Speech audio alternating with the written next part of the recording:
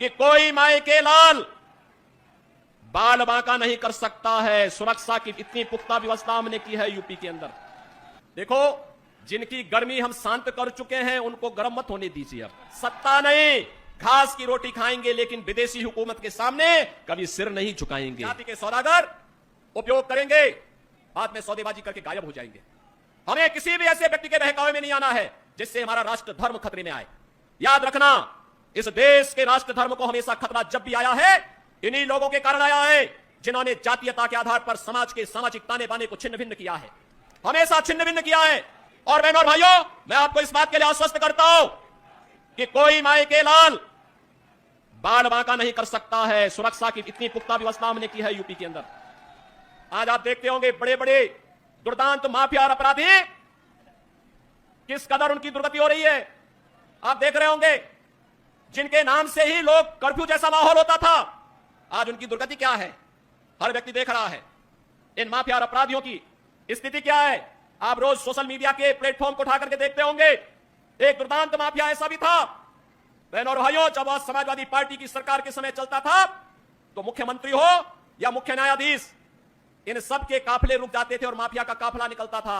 और जब हमने कार्रवाई की उस माफिया के खिलाफ और उसको रगड़ करके कोर्ट के सामने प्रस्तुत किया तो उसकी पैंट गीली हो गई थी,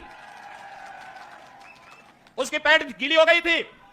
और तब हमने कहा था, उस समय उसको हमने कहा था, कानून को रौंदने वाले, आज कानून कितना बड़ा होता है यह एहसास हो रहा है कि नहीं हो रहा है। और निर्दोष लोगों को मारोगे तो मिट्टी भी नहीं मिल पाएगी। और बहनों और भाइयों, इसीलिए मैं आया हूं आपसे कहने के लिए, देखो, जिनकी गर्मी हम शांत कर चुके हैं उनको गर्म मत होने दीजिए। अब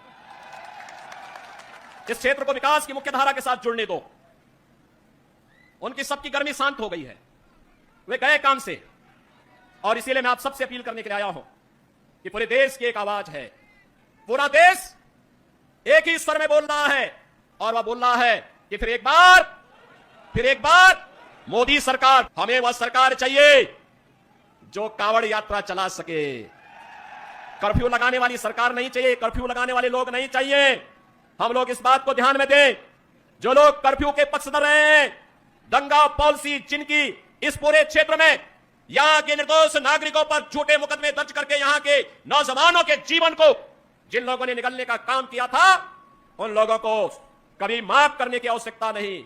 जो लोग आए होंगे तमाम प्रकार की बातें कहने के लिए आए होंगे। बहनों और भाइयों, मैं आपसे एक बात और कहना चाहता हूं।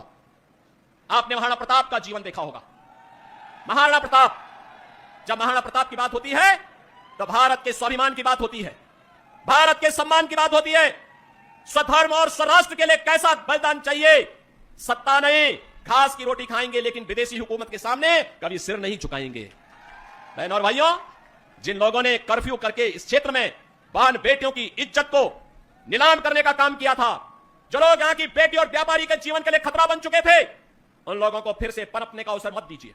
वे लोग आएंगे, दुम दबा करके आएंगे, बाद में गिरेबान को पकड़ करके इस पूरे क्षेत्र में फिर अव्यवस्था और अराजकता फैलाने का कार्य करेंगे।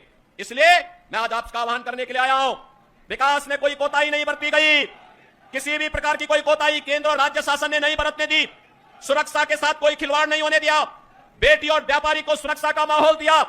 और बहनों और भाइयों, हमें व्यक्तिगत मतभेदों को दरकिनार करते हुए देश के बारे में सोचना है।